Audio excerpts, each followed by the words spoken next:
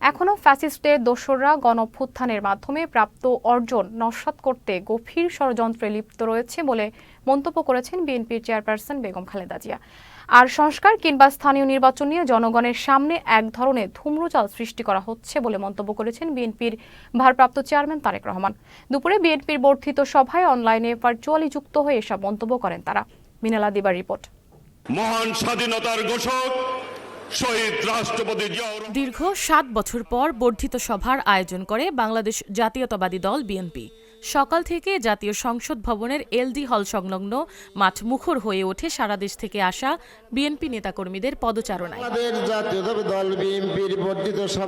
ফ্যাসিবাদ আওয়ামী লীগের পতনের পর দেশে কিছুটা হলেও মুক্তি এবং স্বস্তির পরিবেশ বিরাজ করছে বলে মন্তব্য করেছেন বিএনপি সিনিয়র যুগ্ম মহাসচিব অ্যাডভোকেট রুহুল কবির রিজভী। আর অন্তর্বর্তীকালীন সরকারের পক্ষ থেকে নির্বাচন নিয়ে সুস্পষ্ট নির্দেশনা প্রত্যাশা করেন বিএনপি মহাসচিব মির্জা ফখরুল ইসলাম আলমগীর।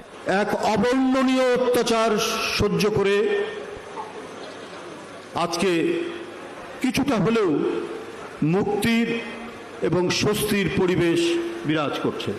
গণতন্ত্রকে তার অভিষ্ট লক্ষ্যে পৌঁছানোর চেষ্টা করবেন, গণতন্ত্রের চর্চা হবে। কিন্তু আমরা দুঃখের সঙ্গে দেখছি এখন পর্যন্ত সেই লক্ষ্যে আমরা সুস্পষ্ট কোন নির্দেশনা পাচ্ছি না। সভার সভাপতি হিসেবে ভার্চুয়ালি যুক্ত থেকে বিএনপি ভারপ্রাপ্ত চেয়ারপারসন তারেক রহমান সরকারকে স্থানীয় নির্বাচন অনুষ্ঠানের পরিকল্পনা থেকে সরে আসার আহ্বান জানান। বলেন, জাতীয় নির্বাচনের আগে স্থানীয় নির্বাচন হলে পুনর্বাসিত হবে গণহত্যাকারীদের দোসররা। যারা বাংলাদেশকে তাবেদার রাষ্ট্র বানিয়ে রাখতে চেয়েছিল তাদের ষড়যন্ত্র কিন্তু এখনো থেমে নেই।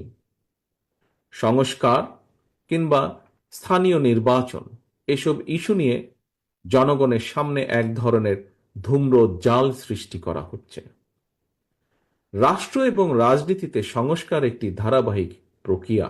সভায় প্রধান অতিথি বিএনপি চেয়ারপারসন বেগম খালেদা জিয়া বলেন, এখন জনগণের প্রত্যাশা হলো নির্বাচন, তাই ন্যূনতম সংস্কার দ্রুত সম্পন্ন করে সরকারের উচিত গ্রহণযোগ্য নির্বাচন দেয়া। সমন্বিত আন্দোলনের ফলে ফ্যাসিস্ট শাসকেরা বিদায় নিয়েছে।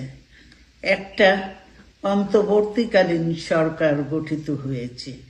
তাদের কাছে জনগণের প্রত্যাশা রাষ্ট্র মেরামতের ন্যূনতম সংস্কার দ্রুত সম্পন্ন করে গণতান্ত্রিক ব্যবস্থায় ফিরে যাওয়ার জন্য সকলের কাছে গ্রহণযোগ্য একটি নির্বাচন অনুষ্ঠান সম্পন্ন করা।